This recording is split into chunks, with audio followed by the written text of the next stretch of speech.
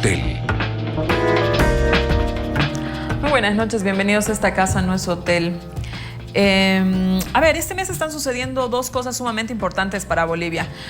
Dos juicios importantísimos. Uno, mañana empiezan los alegatos nuestros en La Haya. Deseamos mucha suerte a desde Esta Casa No Es Hotel, a nuestro equipo de abogados. Mañana empiezan los alegatos, el próximo domingo trataremos ese tema. Y otro juicio sumamente importante, el tema del juicio a Goni. Creo que era un pendiente, algo que los bolivianos desde el 2003 estábamos esperando.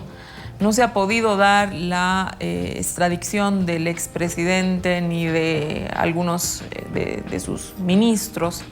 Sin embargo, las víctimas han buscado hacer una vía de reparación de daños por la vía civil. Se trata de un megajuicio.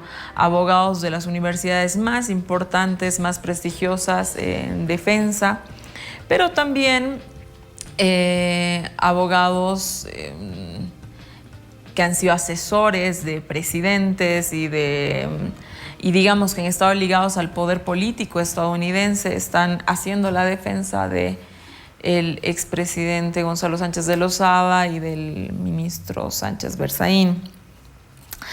A este megajuicio lo podemos llamar, ha sido convocados autoridades militares, exautoridades militares, testigos. Ha sido también convocado el expresidente Mesa. A través de este medio volvemos a lamentar su ausencia en ese juicio. Y es de eso que queremos hablar esta noche, desde lo histórico, desde lo político y también, lógicamente, desde el ámbito jurídico. Hemos invitado esta noche a Iván Lima. Iván, buenas noches, bienvenido a Esta Casa No Es Hotel. Hola, buenas noches. Gracias por la invitación. Con nosotros se estrena por primera vez Ricardo Calla. Ricardo, bienvenido a Esta Casa No Es Hotel. Has estado por allá, así que tu testimonio esta noche va a ser sumamente importante para nosotros. Gracias, Susana, por la invitación. Con nosotros Andrés Arati. Andrés, buenas noches, bienvenido. Muy buenas noches, complacidamente de estar acá. Quédese con nosotros, que después del corte volvemos para hablar del juicio Goni.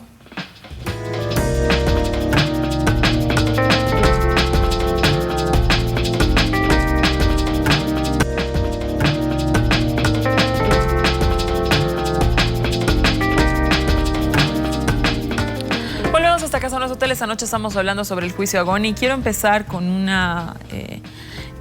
con un contexto. Andrés, empezaremos contigo. Goni ha sido presidente por primera vez en el 93, eso ya hace 25 años atrás. Y probablemente mucha gente que nos está viendo, mucho de nuestro público, no recuerda quién era el Goni. De pronto también tenemos público ahora mismo que ni siquiera había nacido cuando Goni fue presidente la primera vez. Yo quisiera que de manera muy, muy breve me puedas decir desde tu perspectiva quién fue Goni y qué fue el gonismo. Sí, muy buenas noches. Es una pregunta muy difícil porque creo yo más que son estructuras lo que va generando el tema de historia. Pero la primera gestión de Goni se la recuerda por reformas estructurales que consolidan el modelo neoliberal y generan una agenda, ¿no? La reforma educativa. Está todo el tema de la capitalización, que no es reciente, porque ya con Jaime Paz se había iniciado un proceso de privatización y entra otro modelo, ¿no? Con el tema que se genera. Entonces es una primera gestión que recibe mucho apoyo y demarca gran parte de una transformación estructural a lo que viene a ser el Estado, que los gobiernos sucesivos lo van a mantener. En segundo momento es una expresión de lo que fue la democracia pactada, ¿no? Una función de cómo se manejaba el país desde el retorno de la democracia, que también va sufriendo la decadencia de esta democracia, de este tipo de democracia que luego se va manifestando sobre todo en el 2003. Porque hay que recordar que toda la década del 90 comienzan a haber críticas muy fuertes a los partidos políticos, se los cuestionan su capacidad de representación. Nadie gana elecciones, ¿no? Con 20%, es el tema de la coalición lo que genera, es el tema de la corrupción, algo que la población se le va indignando. Y esta constitución que Goni, ¿no? Que en el gobierno de Goni se genera, piensa haber resuelto un problema que era el hecho de la unificación del país a través de reconocer que somos un Estado plurinacional, que luego se va a ver en la década del 2000 con todos los movimientos aymaras, liderados sobre todo con la figura del Maiku, que van a demostrar que no había cierto resuelto, ¿no? Que más bien aflorecía todavía esta discriminación y esta diferenciación que teníamos como sociedad a través de la etnia, del racismo, del idioma, que se va intensificando después en una separación entre Occidente y Oriente.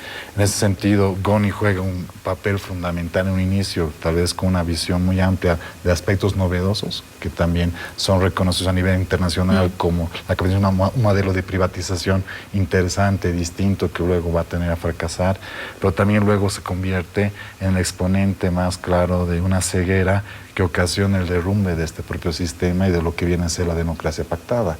Porque gran parte de lo que sucede en octubre se debe a una irresponsabilidad, a una falta de visión, a una descomposición que tenía la clase política, que se manifiesta en la propia personalidad de Goni, en las malas decisiones que toma o las decisiones tardías que toma en algunos aspectos.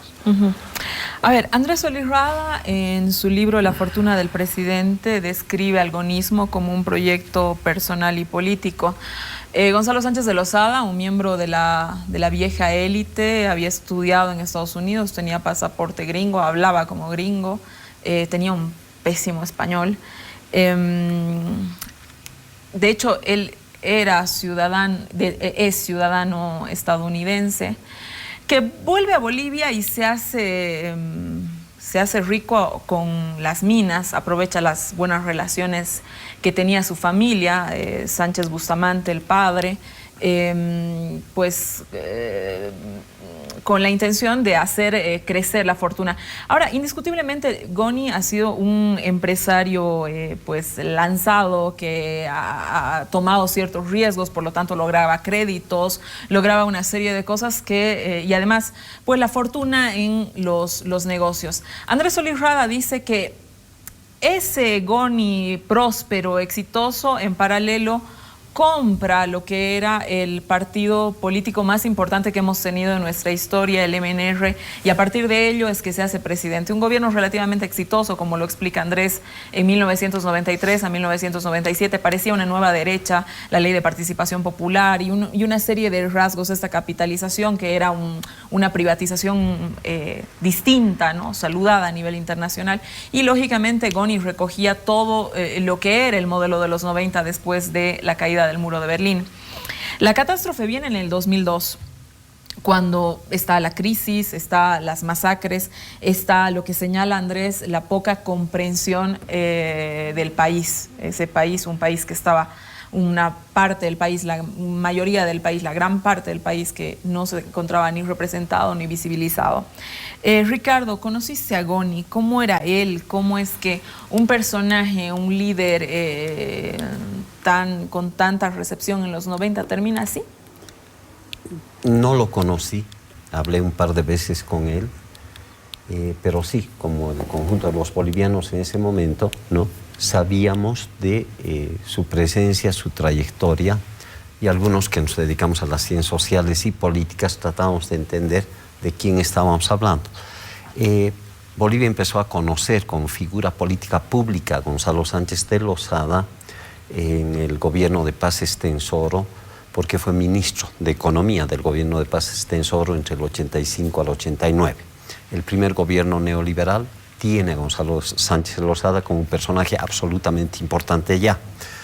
Es en ese proceso de esos 4 o 5 años que Gonzalo Sánchez de Lozada empieza a copar importancia dentro del MNR y pasar a ser un personaje central del MNR ya en los años posteriores, del 89 al 93, cuando Jaime Paz Zamora estaba de presidente, para luego en el 93 llegar a ser el presidente de Bolivia, Gonzalo Sánchez de Lozada.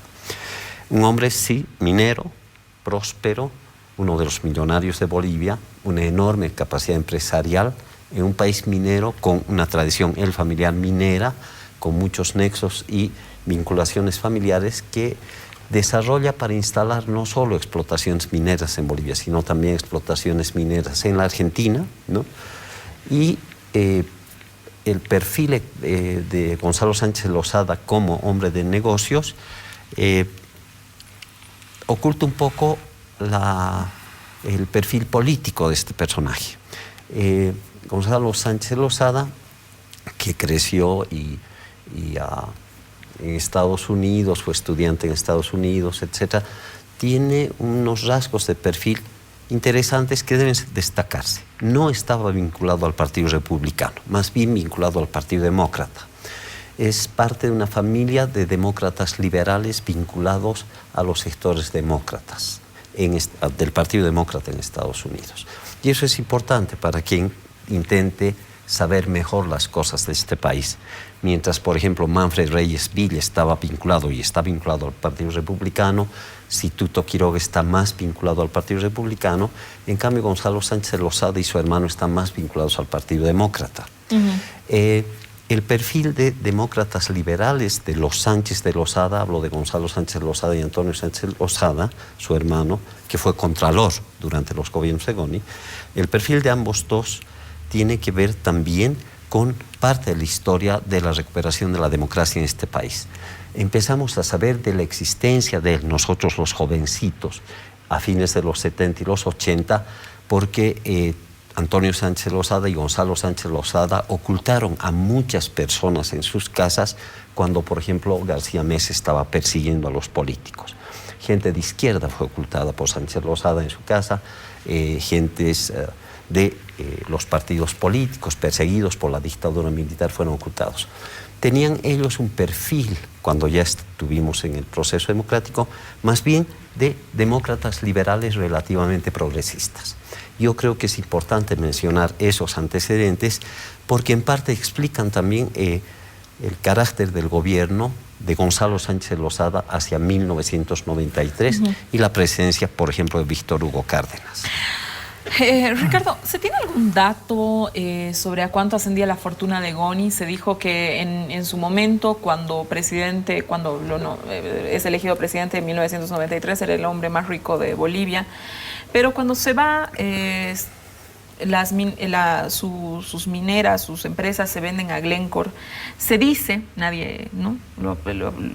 Que se vendió las empresas en aproximadamente $600 millones. ¿Qué tanto de verdad hay en eso? ¿Se tiene algún dato de cuánto asciende la fortuna? Mira, hay mucha especulación al respecto. Hay un reportaje reciente del Deber que menciona la cifra de los 600 millones. Comsur habría sido vendido, ¿no?, a Glencore por $600 millones, por las cifras que han estado rondando en los libros y en los artículos que he podido consultar a lo largo de los años.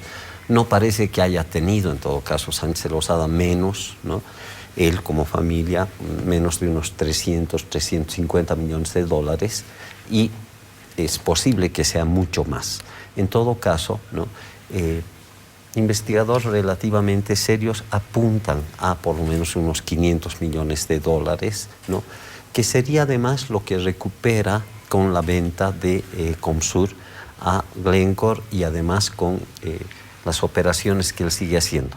Lo destacable es que Gonzalo Sánchez Lozada, como empresario minero, continuó siendo empresario minero o continuó en el negocio minero luego de la tragedia de octubre, cuando se fue ya escapando de Bolivia hacia Estados Unidos. Organizó una consultora, una empresa allá que se llama Promina S.A. y esta consultora ha venido dando servicios de asesoramiento a empresas mineras. En todo caso, estamos hablando de una persona con una enorme presencia empresarial minera en una región andina con mucho negocio minero a lo largo del periodo neoliberal. Iván, Goni huye el año 2003 y es 15 años después juzgado, que lo vemos los bolivianos sentado en un juzgado. Hay voces optimistas que dicen que habiendo un dictamen, digamos, positivo, favorable a las víctimas, esto podría dar pie a una posible extradición. ¿Esto es así? A ver, precisando, en realidad el proceso contra Goni ya comienza el 2004. En 2003, en octubre, se dan todos estos hechos. Sí, pero a Goni no lo hemos visto sentado en un banquillo. hasta ahora. Lo que pasa es que un hemos visto juicio no ese solamente es que tú brindes testimonio ante un juez. Un juicio tiene que prepararse, y más un juicio con las características de un dignatario que es un presidente o un ministro. Nuestra propia Constitución nos habla de juicios de responsabilidades, no es como juzgar a cualquier persona. El primer paso es que el Congreso autorice el juzgamiento, y el 2004 un Congreso que tenía mayoría del MNR, del MIR y de la NFR, 2004 autoriza el inicio de juicio a Gonzalo Sánchez de Lozada y a su gabinete, aparte de su gabinete. Hay todavía pendiente, y es importante que lo conozca el país, una ampliación a ese juicio que se va a tratar en la Asamblea Legislativa recién este año. Y te explico un poquito por qué ha ocurrido esto, no es una locura ni nada parecido. El primer proceso se inicia por genocidio, por la masacre sangrienta que se había dado en el Alto. Y después del 2004, que se autoriza el Congreso, 3 años después, el 2007, la Fiscalía acusa a Sánchez de Lozada. Acusa a Sánchez de Lozada, a los comandantes y a su gabinete, que había firmado en ese momento un decreto supremo para traer la gasolina y el gas desde el Alto a La Paz. Ese momento, estamos hablando del año 2007, 3 años después que se los acusa, también se logra que el Tribunal Supremo de Justicia de Bolivia lo declare rebelde, porque ha sido notificado legalmente, se le ha informado en los Estados Unidos que tenía un juicio y él decidió voluntariamente no venir. Como decidieron no participar del juicio varios ministros que están actualmente en Perú, en España o en Estados Unidos. Algunos, 3, estuvieron en el juicio hasta el final del juicio. Ese momento es un momento muy importante, porque a partir de la declaración de rebeldía a Sánchez de Lozada, se ha interrumpido toda prescripción. A partir de ese momento del 2009, no hay nada que pueda beneficiarlo y todos sus bienes se entienden como una hipoteca legal. Ese momento, 2009, 2007, se produce una decisión que me parece importante de parte de las víctimas, de toda la asociación de víctimas, que el abogado siempre fue Rogelio Maita, que ha hecho un muy buen trabajo desde mi punto de vista, de decir, si no lo vamos a poder traer a Bolivia, si se lo ha declarado rebelde y por constitución boliviana no se puede juzgar en ausencia, es decir, si no está Sánchez de Lozada, no podemos hacer juicio, busquemos alternativas. Y en ese momento plantean la primera, el juicio en Estados Unidos, que comienza ya el 2007. ¿No? Este no es un juicio que comenzó hace una semana atrás. Es hace 10 años, demora 10 años en Estados Unidos, que desde que se inicia hasta el 5 de marzo, que ha iniciado la parte oral de recepción de ciertas declaraciones. En Bolivia ya tenemos un auto supremo, una sentencia de condena por los hechos de octubre. Es decir, que en Bolivia tenemos 5 jefes militares y 3 exministros que han sido condenados, apenas que van entre los 15 años, 10 años y 3 años. Todos ellos, el año 2011, han recibido ya una condena. Y los hechos que se han investigado ahí tienen que ver con el genocidio y las masacres sangrientas. ¿Qué está haciéndose en Estados Unidos? Y tu pregunta es muy importante ahí. En Estados Unidos hay una ley que sanciona a las ejecuciones extrajudiciales. Cuando se mata, cuando se usa las armas, cuando se usa una fuerza militar de manera que no haya sido previamente autorizada por un juez, que no haya sido seguido un debido proceso para llegar a un resultado de control de un conflicto social, tú tienes la obligación de enjuiciar a cualquier persona. Ferdinand Marcos fue enjuiciado en Estados Unidos, Goni está siendo juzgado por esta ley, lo mismo que Sánchez Berzaín. Y uno de los argumentos en estos 10 años de juicio en Estados Unidos ha sido que Estados Unidos no puede servir de puerto seguro, se usa en los fallos, a personas que han violado los derechos humanos de tantas personas. Creo que ese es el sentido. Si tú te fijas, se dice en Bolivia 2007, 2009, no lo vamos a traer a Goni, las víctimas van a Estados Unidos, inician un juicio. 10 años después, el 5 de marzo, lo sientan en el banquillo de los acusados. Pero este proceso comenzó en 2004. No es un proceso que haya a la pregunta, Iván, el resultado, digamos, de que las víctimas logren su objetivo, que es el resarcimiento, ¿podría dar pie a la extradición de Goni? ¿Podría darnos algunos elementos? Mira, la extradición de Goni, después de que se lo declara rebelde, ha sido solicitada por el gobierno de Bolivia, que ha contratado también a través de la Fiscalía General un estudio de abogados en los Estados Unidos. El tema ya pasó por el Departamento de Estado, está en el Departamento de Justicia, y en algún momento tiene que pasar a los jueces norteamericanos, los cuales podrán decidir si nos conceden la extradición o no. Definitivamente este y otros van a ser argumentos suficientes. El tema de genocidio tiene un problema muy importante. que no está tipificado en los Estados Unidos. No hay doble tipificación, pero por eso te hablaba de este segundo juicio que se va este año a autorizar en el Congreso. Hay otros delitos que están en esa segunda acusación que sí van a permitir la extradición y que tienen... Al ser Goni ciudadano de los Estados Unidos y Sánchez Berzaín un refugiado político, esa condición tanto de ciudadano como de refugiado no afectaría de manera efectiva, digo, a una posible extradición. El año 95 suscribimos un convenio con Estados Unidos de extradición. Y en la extradición no hay ninguna reserva para la ciudadanía o para otras situaciones que puedan darse. Si se logra probar que hay un caso penal en Bolivia bajo el marco de ese convenio de extradición, no deberíamos tener mayor problema. Sin embargo, te reitero que esta es una decisión política del gobierno de Estados Unidos de pasarlo de su instancia política del Ejecutivo al judicial. En este momento, lo que ha ocurrido en todos los años que vienen desde que hace la petición Bolivia de extradición hasta la fecha es una decisión política del gobierno americano de no extraditarlo, que de alguna manera ha servido para que los ciudadanos, las víctimas, lo lleven a juicio. Porque no puede ser que Estados Unidos sea un lugar seguro para alguien que viola los derechos humanos. De ahí que todos estos elementos hayan llevado a una situación en la que ha sido posible enjuiciarlo, no penalmente, sino civilmente a Sánchez de Lozada, pero civilmente por ejecuciones extrajudiciales que ocurrieron en Huarizata y en el Alto de La Paz y en la zona sur de La Paz. Todo eso está siendo objeto de juicio. Por tanto, una sentencia a favor de las víctimas definitivamente va a ayudar muchísimo a la decisión política del gobierno americano de extraditar a Sánchez de Lozada. Andrés, un punto curioso. Hemos revisado algunos, los medios de comunicación y se informa sobre el juicio a Goni, pero lateralmente. Pareciera que había una información todavía discreta. Hoy día básicamente yo no encontraba mayor información sobre lo que está sucediendo en el juicio a Goni. El gonismo tuvo muchísimos aliados en el 2003, nosotros lo vimos, es decir, muchos aliados en medios de comunicación. Tú sabes que Amalia Pando, básicamente Herbol, eran los únicos que nos tenían al tanto de lo que estaba sucediendo. ¿Tú crees que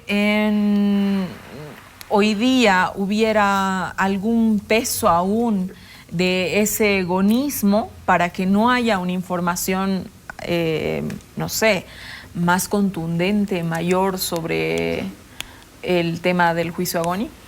Yo realmente creo que es muy difícil, ¿no?, que realmente pueda mantenerse algún tipo de estructura. Creo que es que la casualidad que estamos en otro momento también crucial, como tú iniciabas el programa, con todo el tema de la demanda al mar. Entonces los medios están centrando mucho su atención, sabiendo además de que nuestra capacidad de los medios de comunicación de tener corresponsables o tener alianza con medios en Estados Unidos o en otros países también es muy deficiente. Y eso hace que no nos pueda llegar información. Y me imagino que también el Poder Judicial en Estados Unidos tiene un grado de hermetismo en todo este trabajo que hace de que tampoco la información sea fluida. Es algo que se va a ir configurando y me imagino que Ricardo nos va a dar mayor detalles de lo que está sucediendo, pero no, creo que es más un tema ahora de otra coyuntura, a diferencia de lo que fue el 2003, porque el 2003 sí había un aparato que buscaba desinformar, como tú bien decías, ¿no? A nivel mundial se quiere mostrar que era un movimiento narcosindical, que lo llegó a llamar Goni, en relación a todo lo que sucedía como un levantamiento que quería un poco distorsionar, y si no me equivoco, sigue con ese argumento un poco en su defensa, que no era un tema social, de una corrupción, sino más bien de otro tipo de intereses ligados al narcotráfico que hicieron que la cosa. Y eso lo vendieron al mundo. Y es por eso que Goni recibe apoyo de los países europeos, de Estados Unidos, en su momento, incluso después que Mesa deja el gobierno, ¿no?, y faltando pocos días. Entonces, creo que ha cambiado la coyuntura, creo que es más un problema de la capacidad comunicacional que tenemos actualmente y la atención que la población tiene a otro tema central y fundamental en nuestro país, como es el tema del mar. Nos tenemos que ir a un corte, pero yo quiero volver contigo, Ricardo, y hacer justamente el apunte donde lo señala Andrés. Nos interesa que nos cuentes qué ha pasado en el juicio de Goni, cómo te han convocado, cómo vas, pero ¿qué ha pasado ahí? Quédese con nosotros en esta casa, no es hotel, volvemos hablar del juicio Agoni.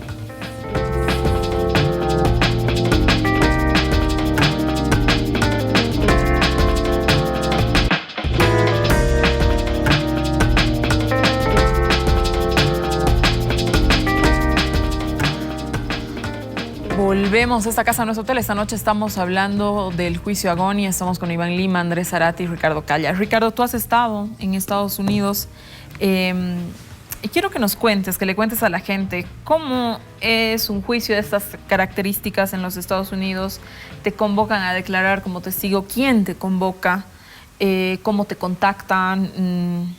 Muy bien. Han habido muchas consultas previas. Tuviste sesiones de preparación, digo, para la declaración. No sé, es decir, en el marco de todo lo que puedas contar naturalmente, pero nos interesa saber qué pasó allá. Quisiera empezar haciendo un mínimo apunte a lo que terminó diciendo Andrés. Le doy la razón cuando nos describe un poco la situación de la cobertura periodística que está recibiendo el juicio y también las notas que tú dijiste con respecto a la cobertura de la masacre. Me parece importante resaltar la presencia, además de Amalia Pando, la presencia de Andrés Gómez en la cobertura aquellos años de la masacre. Fueron dos personas claves en realidad.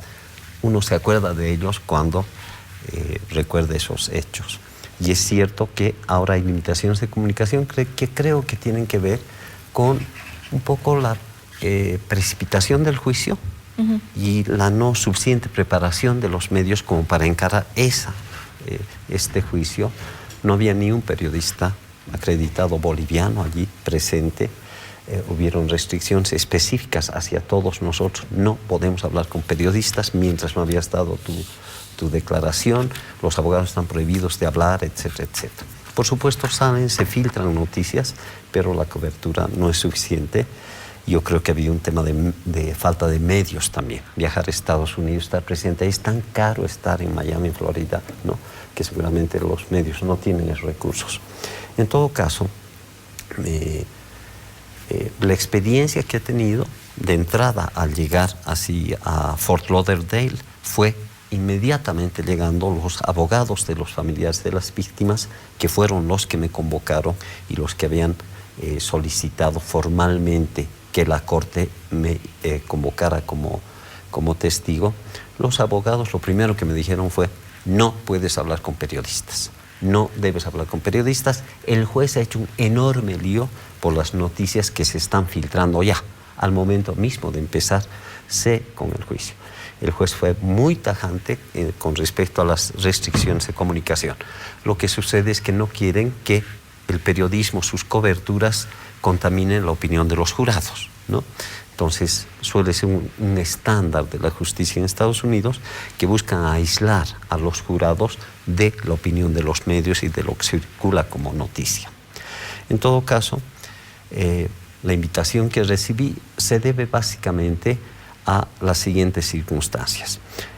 Hacia el 2009, 2010, llegaron algunos de los abogados que se habían plegado a llevar adelante el juicio. Llegaron abogados de Estados Unidos y conversaron con Rogelio Maita. Rogelio Maita, que a su vez se iba haciendo asesorar por distintas personas, etc., les planteó a los abogados que me entrevistaran. Ahí empezó mi vinculación con el grupo de abogados y con las familias de las víctimas. He estado haciendo entrevistas distintas a lo largo de estos 6 años, 7 años, ¿no?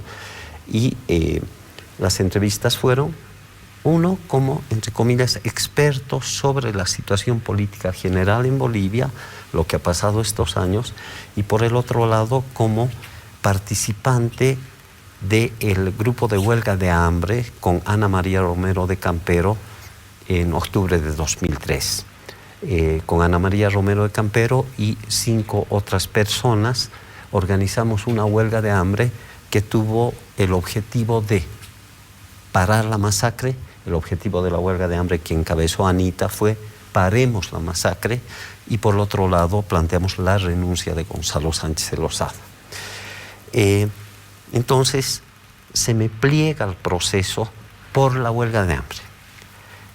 Pero además en el proceso de las entrevistas yo les conté a las abogadas que me estaban entrevistando, ya en la primera entrevista, que yo había tenido una muy larga conversación con Gonzalo Sánchez de Lozada en febrero de 2003, después de la gravedad de los hechos de febrero de 2003, cuando murieron tantas personas. Entonces, esas fueron las dos circunstancias básicas para que me convoquen, pero fundamentalmente la razón de la convocatoria tiene que ver con la conversación que tuve con Sánchez de Lozada. El equipo de abogados consideró que era fundamental que el jurado supiera de esa conversación, porque quería que este jurado quede claramente advertido de que, o más bien quede frente a los jurados, quede claro que yo había advertido a Gonzalo Sánchez de Lozada sobre el potencial de violencia que tenía su gobierno a raíz de la participación en ese gobierno de dos personajes, Carlos Sánchez Berzaín por un lado y Yerko Kukoc por el otro. Entonces, me parece que este es el momento de marcar además una cosa en términos de la entrevista general. No estamos hablando solamente del juicio a Goni, es el juicio a Gonzalo Sánchez Lozada y a Carlos Sánchez Berzaín. Sí. Y es fundamental remarcar esto porque Carlos Sánchez Berzaín ha tenido una responsabilidad mayor en los crímenes de octubre de 2003.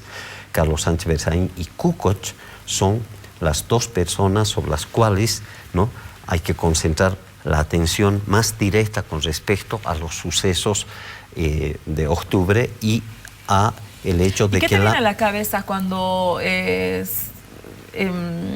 Sánchez Berzaín declara y dice que él tenía un rol básicamente administrativo y que quienes han sido los responsables y han dado las órdenes al ejército era el ministro de Salud, el canciller y el ministro de Hacienda? Bueno, como yo creo a la mayoría de los bolivianos que hemos vivido aquella época con alguna atención específica, me da sorna, ¿no? Me parece una barbaridad que diga semejante cosa. Es evidentemente una mentira de las más gruesas que uno puede escuchar en el contexto del juicio, ¿no? Sabemos que no era un rol meramente administrativo, todos los bolivianos lo sabemos, y hay suficiente documentación y prueba de que era él una persona directamente responsable del modo de actuar de la policía y del ejército. Como ministro de Defensa del ejército formalmente, pero Kukoc, con quien él ha trabajado muchos años juntos, responsable también de las acciones de la policía. Y entonces, básicamente creo que hay que contarle a la gente que no estaba viva en ese momento, a los que recién han nacido, a los jóvenes, recordarles que lo de octubre del 2003 no empezó en septiembre de 2003, no empezó en febrero de 2003, no empezó en enero de 2003, no empezó el 2000, empezó en 1996, cuando Carlos Sánchez Berzaín, ministro de Gobierno, y Yerko Kukoc, prefecto de Potosí, lideran y encabezan una operación militar policial en el campamento minero de Capacirca y Amayapampa.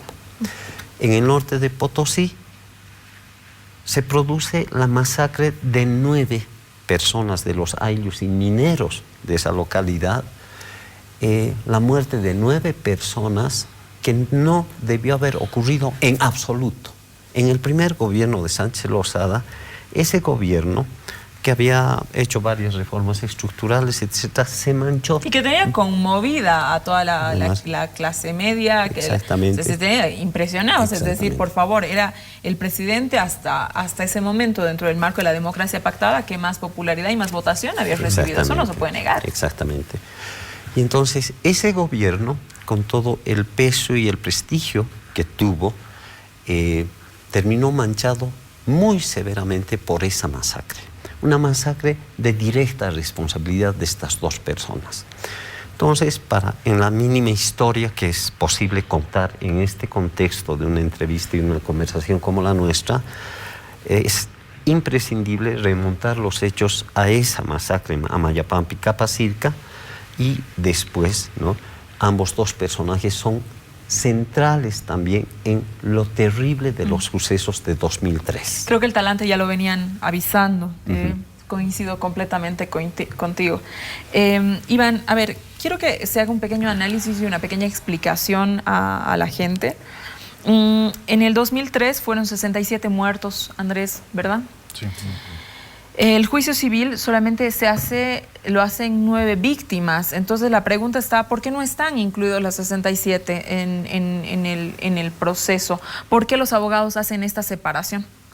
En general, en la teoría del litigio necesitas construir un caso, una teoría de caso. Y todos los puntos débiles de tu argumentación tienes que tratar de que sean llevados de una manera diferente, una manera que te permita tener éxito en el litigio, una sentencia en contra de Sánchez de Lozada y Sánchez Berzaín. Por ese motivo, en el caso han contado una historia, han planteado un relato.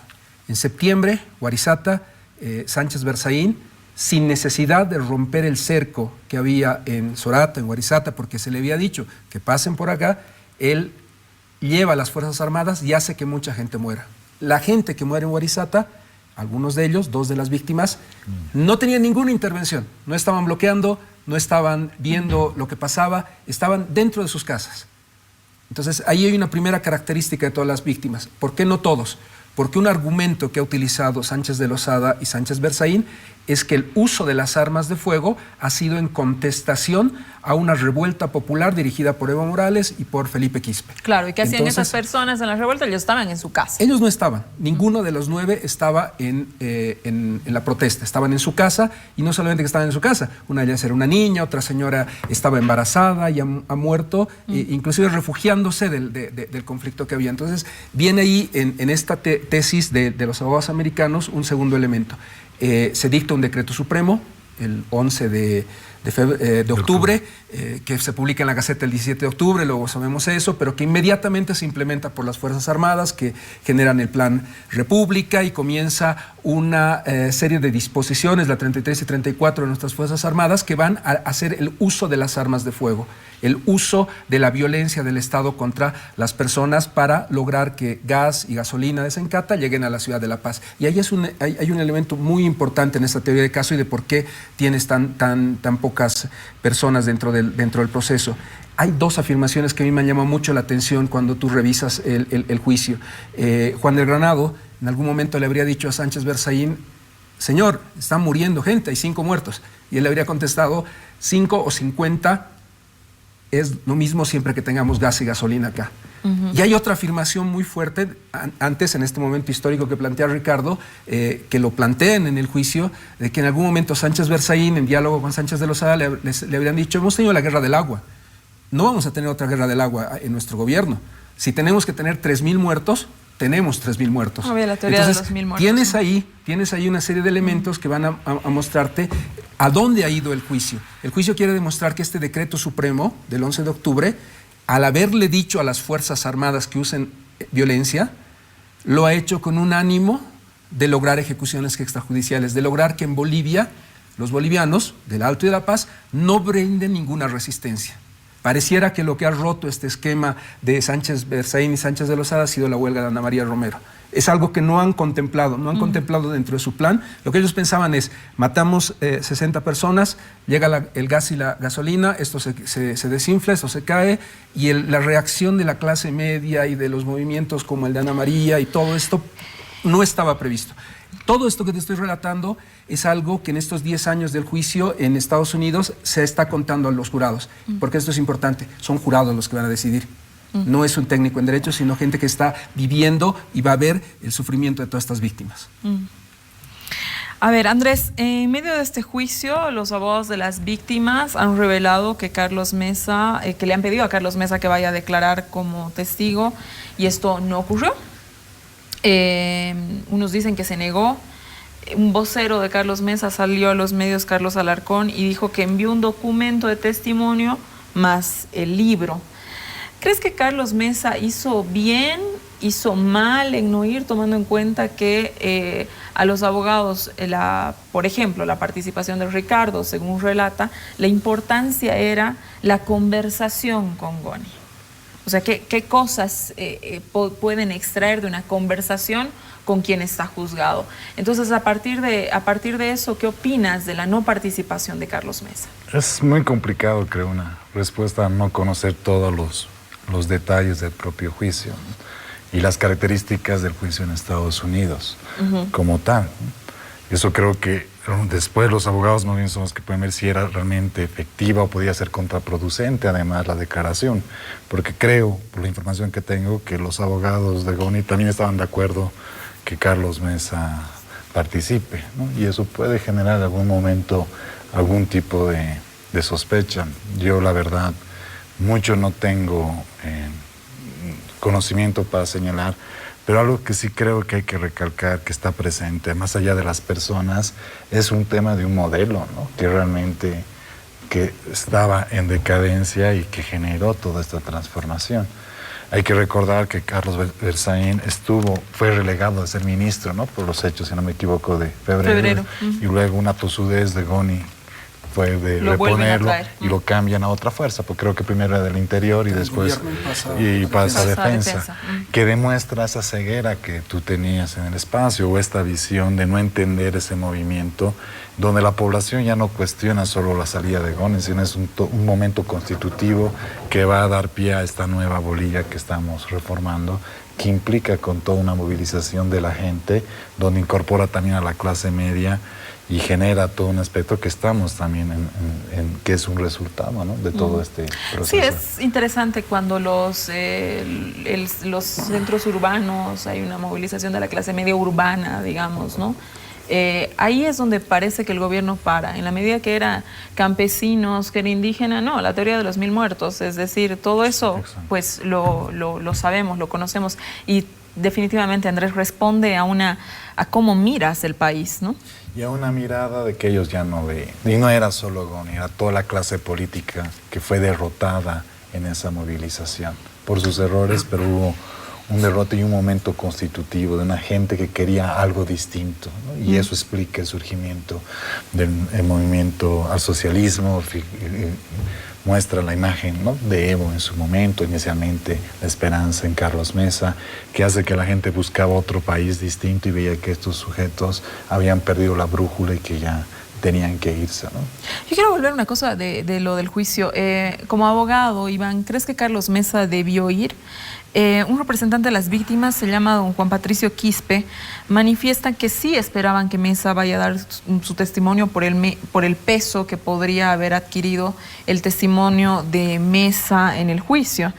¿Cómo crees que toma un juez, recogiendo las declaraciones que hizo Carlos Alarcón y el propio Mesa en un artículo en su blog posteriormente, cómo crees que recibe un juez que cuando convocan a alguien a declarar responda a un cuestionario y además del cuestionario mande su libro? Es decir, esto se usa, mandó a leer al juez, es decir, ¿esto se estila en Estados Unidos? En realidad, en ningún sistema adversarial lo que se pretende es que los testimonios sean no de oídas, no de rumores, sino de algo que tú has visto, que tú has escuchado directamente.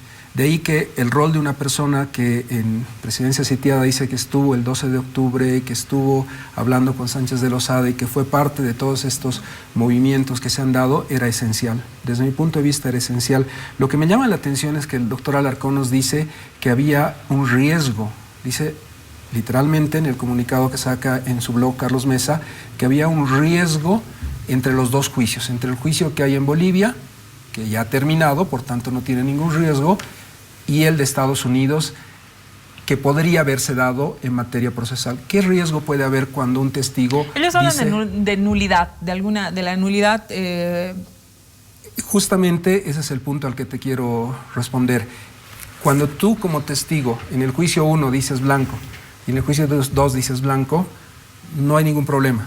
El problema se presenta cuando en uno de los juicios dices algo diferente. Cuando hay una contradicción y en un juicio dices una versión y en el otro dices otra, se puede presentar un riesgo. La memoria después de tantos años, podría representar un riesgo, pero viniendo de Carlos Mesa, que es un historiador con una memoria brillante, es difícil pensar eso. Yo creo que hay una serie de elementos en la pregunta que tú me hacías de lo que opinan los jueces, que podría ser discutible y que tenemos que analizarlo luego de que el juicio termine. Me refiero a qué cosas. La credibilidad de los testigos. Cuando un testigo no tiene una relación con la parte sobre la que va a declarar absolutamente transparente, es mejor que se abstenga. ¿A qué me refiero? Las causales de tacha de los testigos en nuestro sistema, para que me entiendan mis colegas y la gente que está escuchando. Cuando tú eres deudor acreedor con alguien, no puedes ir a declarar, porque te van a salir con las deudas o con las acreencias que pudieras tener con la persona que te está llevando a declarar. O por ejemplo, cuando tienes relación de amistad o cuando tienes relación familiar. Hay una serie de motivos con los cuales podrían haber destruido tu credibilidad. Si esa era una preocupación legítima del señor Mesa, bien que no ha ido. Creo que tenía que ver más con él que con los hechos, porque si los hechos se refieren a los 2 juicios de octubre en Sucre y al Estados Unidos, es lo mismo. Alguien con una memoria tan privilegiada no iba a entrar en contradicción. Parece que tiene que ver más con su credibilidad en el testimonio, con alguien que lo conoce bastante bien, como Sánchez de Lozada. Conoces a Mesa, has sido de hecho ministro de Carlos Mesa. Políticamente no le sentaba bien a Mesa ir a declarar, era muy difícil verle la cara a Sánchez de Lozada desde tu perspectiva. Tú, en calidad de ministro, tomas una decisión personal, consecuente a tu lucha en el 2003 y acompañas a las víctimas en todo ese proceso. ¿Qué pasa con Carlos Mesa? Mira, yo creo que hay que marcar un hecho fundamental. Nunca ha sido convocado Carlos Mesa para ir como testigo. Nadie Entonces, lo ¿es falso lo que dice don Juan Quispe? Sí, bueno, no sé exactamente qué ha dicho él. Su declaración es que lo han convocado. Tal vez. Juan Patricio Quispe sale en 2 medios, lo hemos leído en el Deber, en página 7, en La Razón, donde los abogados le han pedido. De hecho, Carlos Mesa dice que manda un cuestionario. No le han pedido ir, no lo han convocado a Carlos Mesa a ir, lo sé directamente, porque nos hemos enterado de toda esta cuestión allí en Florida, ¿no? No hay una invitación, no hay una convocatoria a Carlos Mesa. De hecho, lo que existe es que, habiendo Carlos Mesa participado de los juicios acá y dado el libro que había publicado, ¿no? Él, ante las solicitudes de entrevistas que sí hubieron de los abogados, ¿no? Les planteó que él no podía dar nada más de lo que estaba ya en el libro escrito. Ante ello, los abogados buscaron ratificar, como con declaración jurada, lo que hizo Carlos Mesa, que lo que dice en el libro es lo que corresponde a la verdad, según juramento de Carlos Mesa. Por su parte, los abogados de las familias de las víctimas no insistieron en la llegada de Carlos Mesa al juicio, porque en el contexto general del juicio,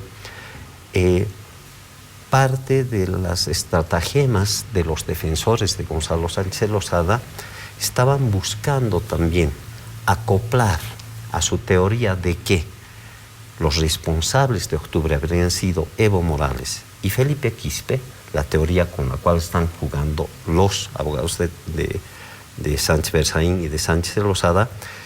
La estratagema de los abogados podía haber terminado diciendo que Carlos Mesa, Evo Morales y Felipe Quispe habrían conspirado. Eso en la justificación de los 2 decretos que salió, el primero de amnistía que contemplaba a todos, incluso a Gonzalo Sánchez de Lozada, que se modifica por reclamos que hubieron en el Congreso después de 3 días, ¿verdad, Iván? Si no me equivoco. El 27.234 y el 27.237, que tienen 3 días de diferencia, se publican simultáneamente. Me parece que ahí es un punto que tenemos que asumir con mucha prudencia. Yo creo que va a ser muy interesante cuando hagas el programa, cuando salga la sentencia con el Rogelio Maita, con Pamela Delgadillo y con los abogados, que nos digan exactamente qué es lo que ha ocurrido en esta invitación al señor Mesa. Pero yo encuentro una diferencia entre Juan del Granado y Mesa. Parece que a Juan del Granado sí le interesan las víctimas de octubre. Parece que a Mesa no. Porque en una situación idéntica, con notificaciones escritas, uno ha ido y el otro no. Me parece que aquí estamos hablando de un tema muy importante. El señor Mesa y el doctor Alarcón han emitido 2 decretos. Uno en el que han dado amnistía a todas las personas, a todos, incluyendo militares y demás, y a los 3 días solamente a los sectores que protestaban en ese momento de los hechos de octubre. Hay mucho que hablar y mucho que redundar en estos decretos. Tal vez Capaz. Pero esto va a sin estar embargo, en el que es tema. una visión absolutamente subjetiva de tu parte, Iván, ¿no? Porque yo personalmente más bien veo que Carlos Mesa efectivamente, con la publicación de su libro, es un libro muy impactante, ¿no? Sí. Nos relata con muchísimo detenimiento lo ocurrido dentro del gobierno y el rol suyo ahí dentro. Creo que es un afán de difamación y es un afán de hacer cosas infamantes contra don Carlos Mesa, el asumir que estaría traicionando a las víctimas.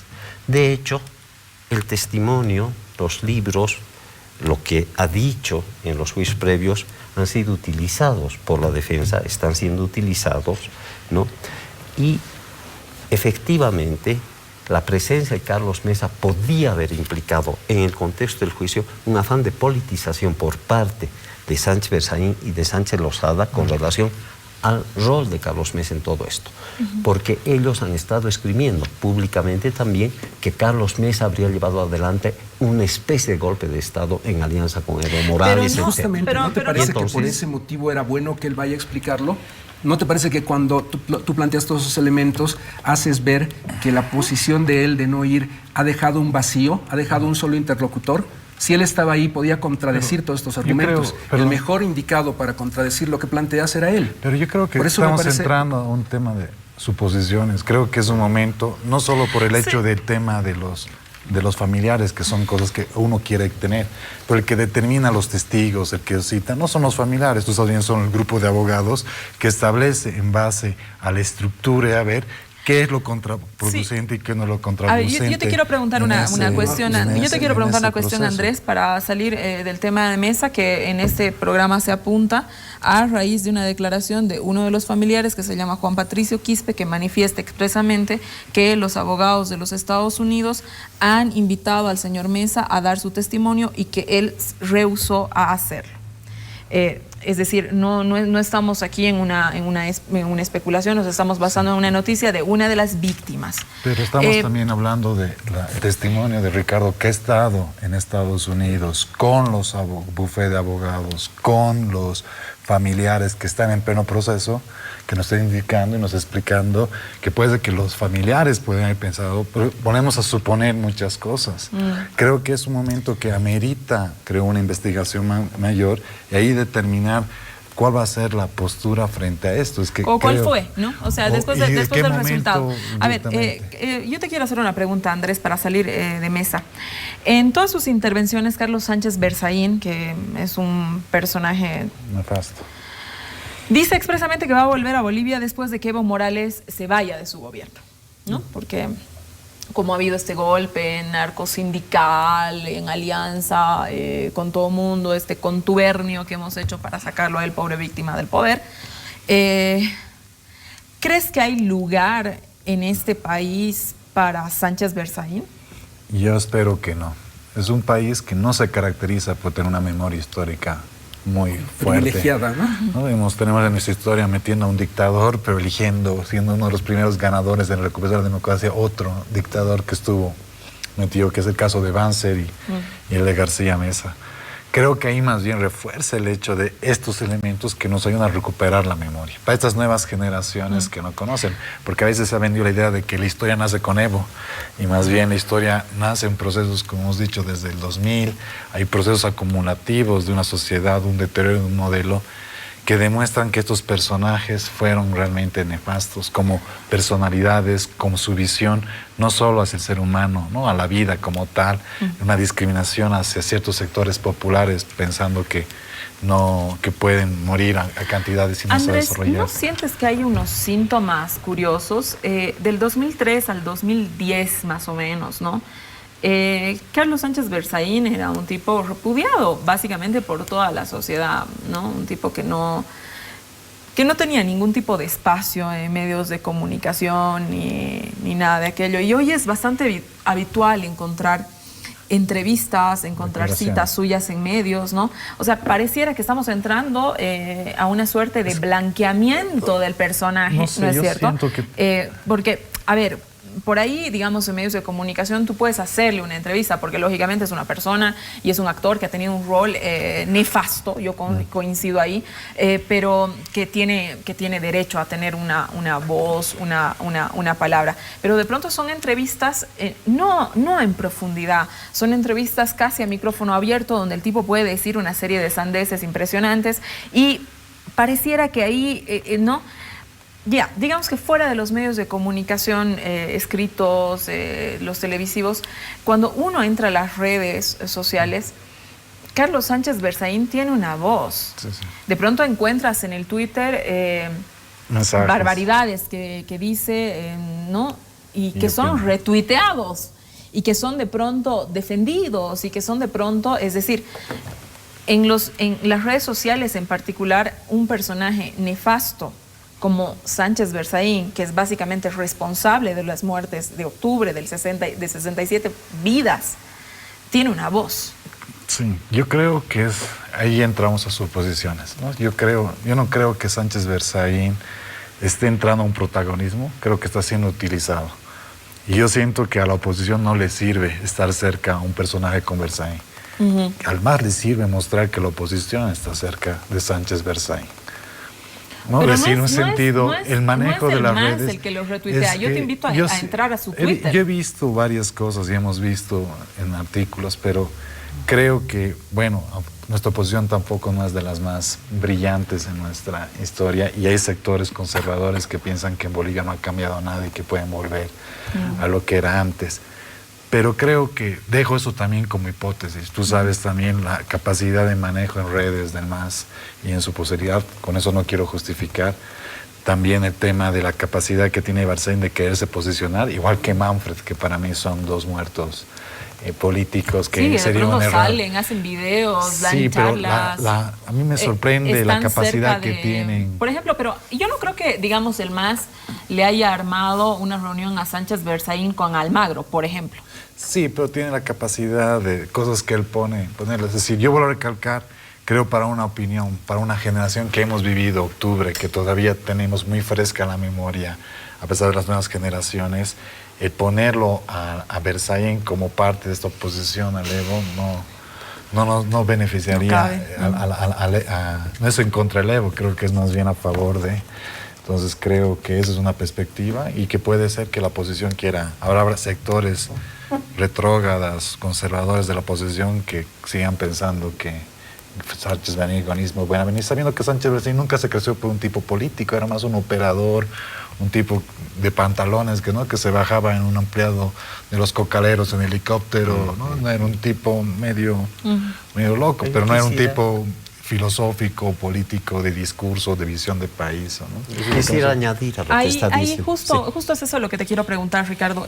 A ver, pareciera que el juicio ha movido aguas, ha vuelto a agendar nombres que de pronto ya estaban por ahí enterrados en nuestra memoria, otros que no se dejan enterrar, como Sánchez Berzaín, ¿no? Que más allá de a quién le convenga o no le convenga, digamos, hay una autoproclama de que a él lo hubieran vulnerado, es decir, uno escucha sus videos, no sé. Yo te quiero preguntar si todos tienen la misma responsabilidad, porque hay un montón de otros ministros que están, unos en Perú, otros en España, ¿no? ¿Qué responsabilidad existen en los otros? De pronto, estas personas podrían volver, después de hacer este juicio, podrían aclararse ciertas cosas. ¿Quién, desde tu perspectiva, tú que has estado tan cerca y has estado en la lucha en el 2003, ahí uno lo recuerda, por favor, Ricardo, es realmente responsable de todo esto y quién tuvo la mala suerte de estar simplemente ahí? Mira, yo creo que Iván nos va a poder aclarar mejor, ¿no?, algunos de los aspectos que están implicados en tu pregunta, pero creo que todos los miembros del gobierno de Sánchez de Lozada tienen una responsabilidad moral, pero otra cosa es la responsabilidad institucional y la responsabilidad penal, etcétera, y habrá que discernir entonces cuánto que cada persona que fue parte de ese gobierno. Son responsables moralmente todos, pero penalmente habrá que ver quiénes deben llegar a la cárcel. En todo caso, yo creo que sí, Sánchez Berzaín debe tener un lugar en Bolivia y debiera volver aquí, debiera tener un lugar en la cárcel. Sánchez Berzaín debiera volver a Bolivia y estar en la cárcel. Lo lamentable de lo que ha ocurrido a lo largo de la década es que el gobierno de Evo Morales ha manejado el tema de Gonzalo Sánchez Lozada, de Sánchez Berzaín, de modo tan propagandístico que no ha sido eficiente, no ha sido capaz de generar las condiciones básicas para la extradición de estos dos personajes, porque en su pelea a empellones con el gobierno de Estados Unidos no ha desarrollado una diplomacia de corte judicial que nos permita llevar adelante el tema de la extradición. Y yo personalmente creo que eso es de mucha responsabilidad del gobierno de Evo Morales y sus operadores en términos de justicia y en este caso específico. Lo que estamos viviendo gracias al juicio que se está llevando en Fort Lauderdale es algo de justicia para las víctimas. Pero todos sabemos que la justicia debiera ser mucho más amplia en su llegada para el conjunto de las personas que murieron y sufrieron esos días tremendos que hemos vivido. En todo caso, yo critico al gobierno de Evo Morales por su incapacidad de hacer cosas con eficiencia y su enorme tendencia a convertir todo en propaganda, todo en una especie de show mediático para sus propios intereses políticos. Por el otro lado, me parece absolutamente importante lo que estaba diciendo Andrés, porque hace solamente un mes el señor ministro Alfredo Rada se permitió decirle a la prensa que yo era un agente, junto con otros, de Sánchez Berzaín, públicamente. Durante la gestión de la ministra Amanda Dávila, se permitieron sacar un spot con mi fotografía, diciendo que yo era un agente de Gonzalo Sánchez Lozada, un spot televisivo. Y oigan, me preocupó mucho aquello. ¿Por qué? Porque que me digan agente de Sánchez Lozada no es solo un insulto, no es solo una adjetivación, no es solo una mentira por parte del gobierno del MAS, sino que es algo delicado y peligroso, porque hay gente que ha muerto en manos de Sánchez Lozada y Sánchez Berzaín. Y si en medio del hecho de que la gente no conoce necesariamente los hechos, puede creer estas cosas, imagínense a mí caminando en el alto y dice, este es el agente Sánchez Lozada, oiga, me ponen en peligro. Yo le pido entonces al gobierno que me pida disculpas personalmente, le pido a a Evo Morales, a Álvaro García, a Rada, a la exministra Amanda Dávila, una disculpa pública porque no pueden mentir frente a hechos tan ¿Evo Morales concretos. lo señaló a usted? Pero sí, varias veces nos dicen, ¿no ve? Agentes del imperialismo, agentes ¿Lo neoliberales. señaló a usted etc. específicamente Álvaro García Linera? ¿Dijo Ricardo Calle es un agente? No con esas palabras, pero todo el tiempo nos viene diciendo a una buena parte de las personas de la izquierda de este país que no hemos sido parte del neoliberalismo. Nos vienen diciendo neoliberal si es parte de una lucha política absolutamente desencaminada por parte del MAS, pero lo retomamos. Me tengo que ir a un corte que está en esta casa, no es hotel. Volvemos ya a las conclusiones, lamentablemente, de este riquísimo programa. Quédese con nosotros.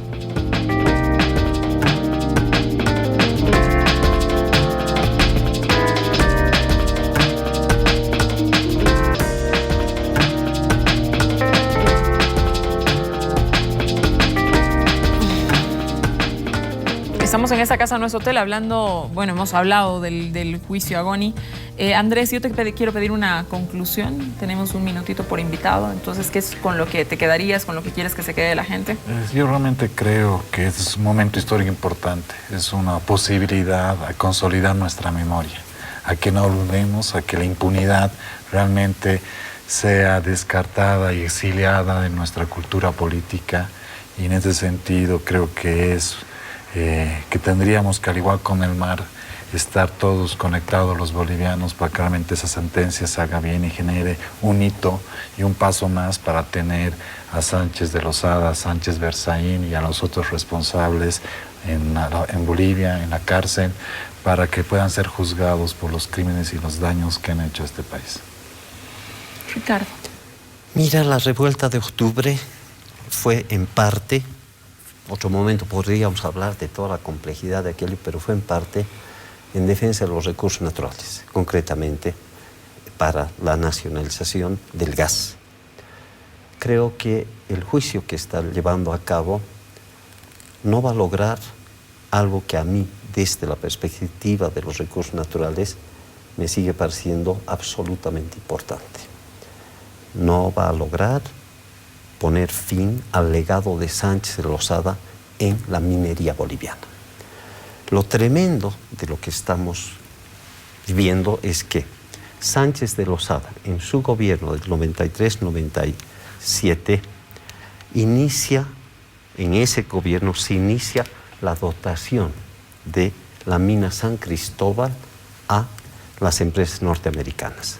Durante Banzer se va consolidando el negocio. En el segundo gobierno de Sánchez de Lozada, el negocio va asentándose. Y en el gobierno de Evo Morales, San Cristóbal empieza a explotar. Tales cantidades de concentrados de zinc, plomo y plata, que según lo dice el exministro Pimentel, se está llevando esa empresa, que es la empresa minera Sumitomo, $1.000 millones por año. Los cálculos que estamos haciendo, estoy a punto de publicar un libro al respecto, muestro que en el gobierno de Evo Morales las transnacionales mineras han subordinado a este gobierno. Las transnacionales mineras y el gobierno de este país sigue siendo un gobierno subordinado a intereses mineros. Vamos a plantear el tema de la nacionalización de San Cristóbal como el tema pendiente de este país y vamos a decir, debe terminar el legado de Gonzalo Sánchez Lozada y la iniquidad del gobierno de Evo Morales con su inconsecuencia en la lucha por los recursos naturales debe ser exigida y demandada de modo permanente. Te agradezco mucho. A tratar de resumirlo en 30 segundos, creo que tenemos que reconocerle a Rogelio Maita, Pamela Delgadillo, a los abogados de Estados Unidos un rol muy importante en reparar un daño tan grande que han hecho Carlos Sánchez Berzaín y Sánchez de Lozada.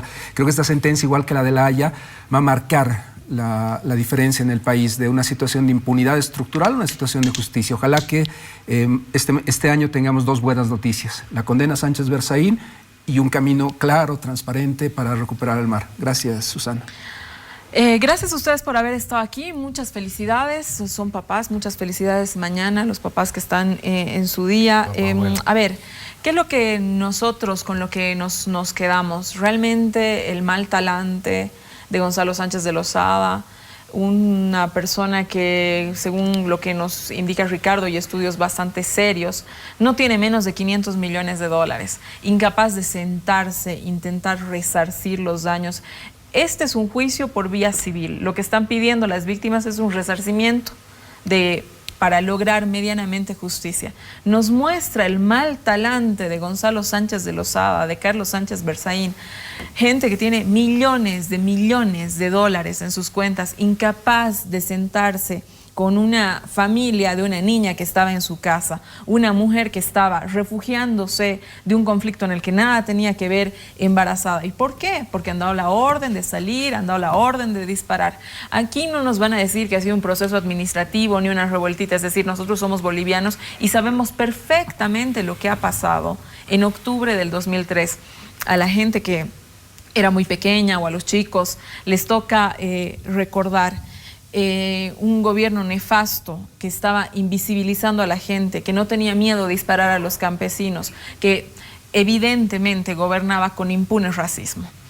Me preguntaron por qué no iba a haber un MNRista en esta mesa. Pues, según entiendo, el MNR se ha disuelto y los otros que podrían estar aquí, yo jamás los dejaría entrar a este set Sánchez de Lozada, Carlos Sánchez Berzaín, si pudieran estar en este set, no los dejaría entrar. Así que este es un programa de otra naturaleza, de reclamar lo que aún está pendiente, que es un juicio en Bolivia, una extradición a Carlos Sánchez de Lozada, a Carlos Sánchez Berzaín, que son los responsables de 67 muertes. Conmigo hasta el siguiente domingo, y tanta pasión. He vivido el 2003, lo hemos vivido, Andrés. La huelga. En la huelga. Y nos hemos movilizado. Sí, nos hemos movilizado. Hemos acompañado la lucha de ustedes, y esas cosas uno no las puede olvidar. Nos vemos el siguiente domingo. Vamos a hablar de La Haya. Les deseamos toda la suerte a nuestros abogados en La Haya. Felicidades otra vez a los papás. Quédense en la programación de ATV. Muy buenas noches. Gracias a los invitados por haber estado esta noche conmigo.